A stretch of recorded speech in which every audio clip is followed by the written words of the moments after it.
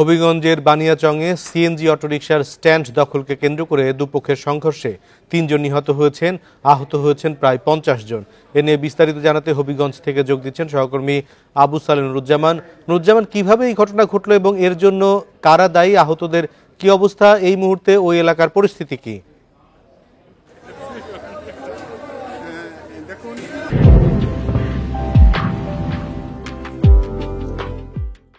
হবিগঞ্জের বানিয়াচং উপজেলার আপনার আগুয়া গ্রামে আজ প্রায় দুপুরের পরপরই মানে বিকেলের দিকে প্রায় ৩টার দিকে এই সংঘর্ষের ঘটনা ঘটে।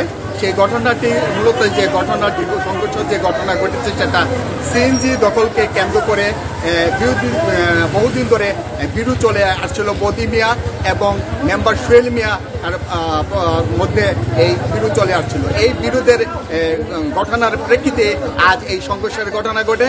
ঘটনা ঘটার পরপরই দু দলের মধ্যে তুমুল সংঘর্ষ হয়। সংঘর্ষে এক পর্যায়ে ঘটনাস্থলে 2 জন মারা যায় এবং আহত প্রায় অর্ধশতাধিক।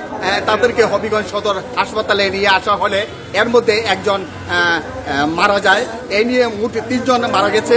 আর এ পর্যন্ত আমরা হসপিটাল সূত্রে জানতে পেরেছি প্রায় 2 জনকে আশঙ্কাজনক অবস্থায় সিলেট ওসমানী মেডিকেল কলেজ হাসপাতালে প্রেরণ করা হয়েছে। আর বাকিরা হবিগঞ্জ আধুনিক সদর হাসপাতালে চিকিৎসা নিচ্ছেন। এবং পুলিশ প্রশাসনের সাথে আমরা যোগাযোগের চেষ্টা করেছি। তারা বলছেন তারা সেই ঘটনাস্থলে এখনো আছেন। ওইখানে যে সংঘর্ষ হয়েছে অনেক বাড়িঘর লুটপাট এবং ভাঙচুরের ঘটনাও সংঘটিত হয়েছে এবং পুলিশ। নুরুজ্জামান, আপনাকে অনেক ধন্যবাদ।